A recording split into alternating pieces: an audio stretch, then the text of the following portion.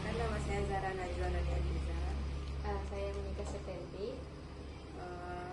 Hari ini kami ingin mewawancarai yaitu untuk tugas BK oleh Dr. Levi. Lanjut saja ke pertanyaannya. Pertanyaan pertama, deskripsikan pekerjaan Anda. Kerja sebagai dokter itu kan biasanya menolong orang ya, menyembuhkan penyakit, mengobati orang yang sakit. Intinya sih pekerjaan dokter kan seperti itu. Tapi balik lagi di mana kita ditempatkan. Kalau kita kerja di rumah sakit ya pasti lebih banyak pasien-pasien yang membutuhkan pertolongan, kayak misalnya mengobati penyakitnya, mengobati lukanya. Tapi kalau di klinik lebih banyak ke konsultasi pemeriksaan apa yang harus periksa berdasarkan keluhan mereka, kemudian nanti mengasih lagi baiknya konsultasi atau nasihat tentang hasil dari pemeriksaan tersebut. Sudah berapa lama Bunda menekuni pekerjaan?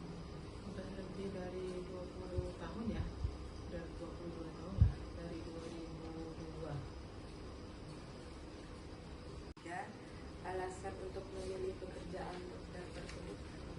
Yang pertama karena awalnya memang suka, berawal dari melihat pernah berobat sama dokter spesialis anak. Dulu tuh mungkin karena waktu kecil tuh suka sakit-sakitan ya, jadi sering banget ketemu dokter. Nah dari situlah punya keinginan, kayaknya enaknya jadi dokter gitu ya. Kita urusannya cuma sama pasien aja, sama perawat aja gitu, nggak ada urusan yang lain.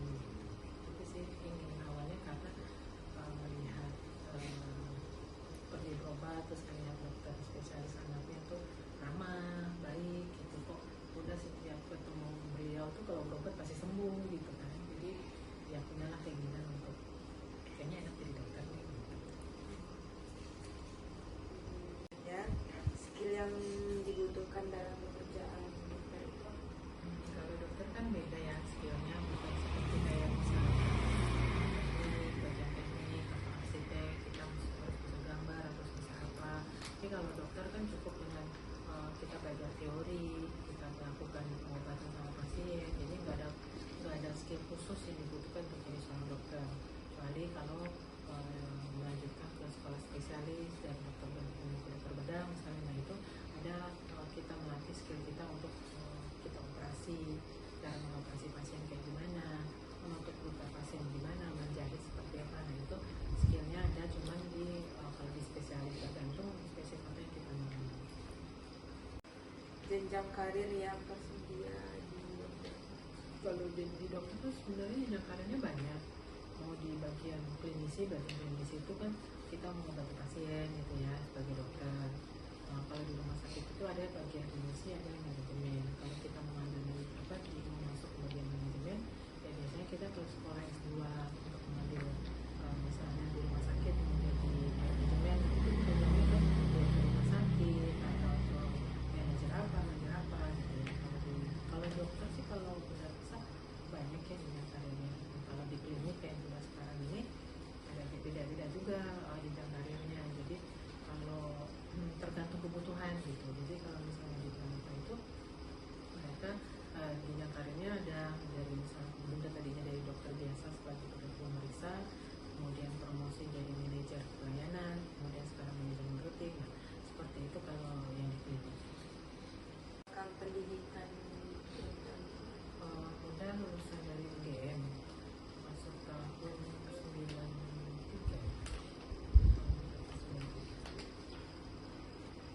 suka duka dalam pendidikan dokter? Kalau pendidikan dokter memang seperti yang mungkin orang-orang bayangkan juga kayaknya berat memang gitu. Semester awal sampai semester 5 lah, itu kan memang awal-awal kita tuh masih teori yang kita pelajari. Jadi kayak biokimia, fisika itu masih kita dapatkan di semester awal. Untuk pelajaran matematika, tapi matematika nggak ada, adanya fisika sama biologi itu ada gitu. Jadi semester awal tuh benar-benar kita full banget harinya, dari praktikum, laporan, kemudian belajar. Jadi harinya tuh full banget dari pagi sampai sore gitu. Jadi kadang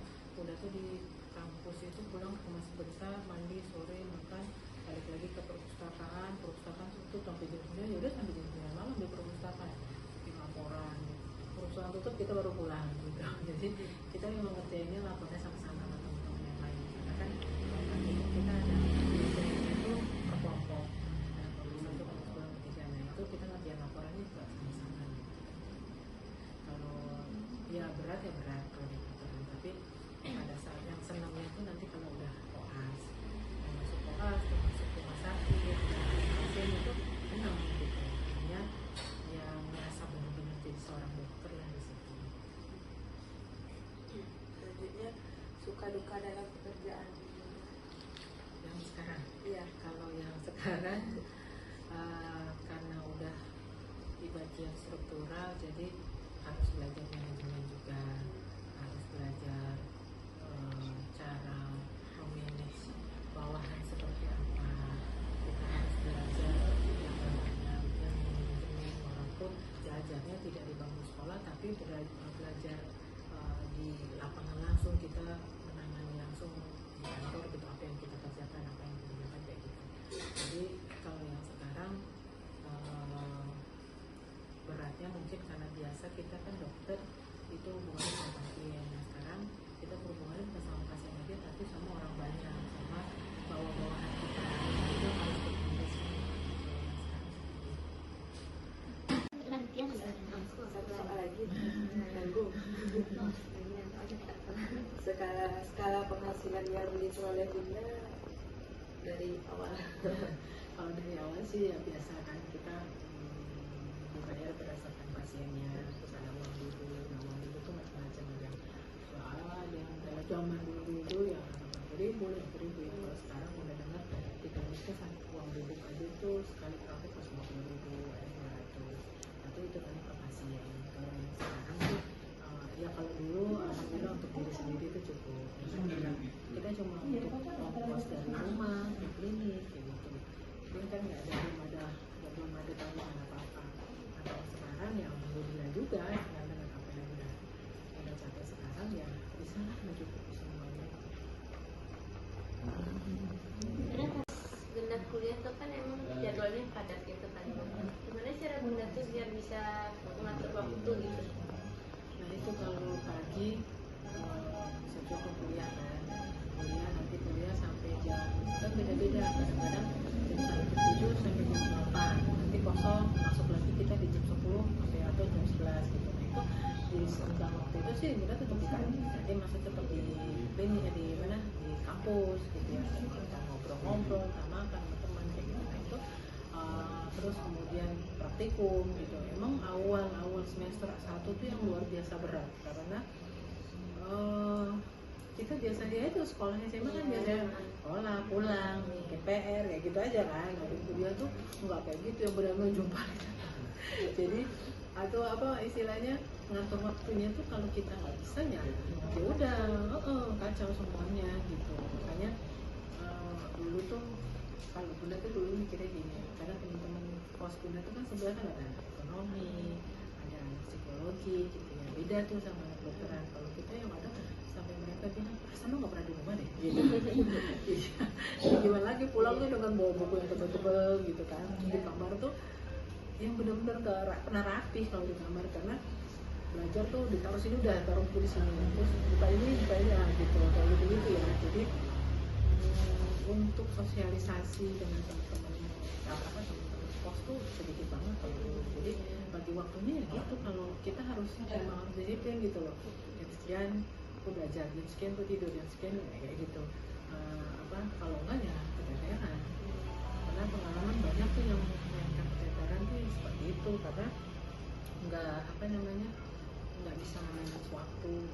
Walaupun sebenarnya mungkin juga keteteran sih dulu gitu. Tapi ya udahlah, berusaha dijalankan. Karena kalau melihat teman-teman yang pintar ya, yang dari Jogja itu mereka santai gitu. Maksudnya santainya itu ya memang mereka pada dasarnya juga basicnya udah pintar kan. Jadi ya lebih melihat mereka lebih santai aja.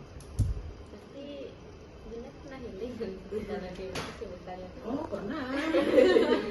Tapi healingnya itu kan kalau di Jogja dulu zaman yang Bunda masuk tahun 93 itu tuh nggak ada mall yang besar kayak sekarang, dan Jogja belum sebagus sekarang gitu. Healingnya kita tuh ada satu waktu itu terbuka mall tuh ada Galeria, terus Malioboro Mall. Nah itu pas buka Galeria Malioboro tuh lumayan. Jadi healingnya paling ya gitu aja.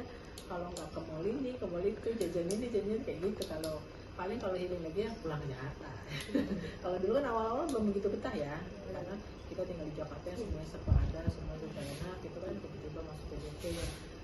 Istilah dulu tuh deso banget lah, kalau dulu tuh masih deso banget. Itu jadi libur 2 hari pulang ya. Libur jadi lebih sering pulang kan. Tapi udah semester lalu malah jarang-jarang kalau pas libur panjang aja.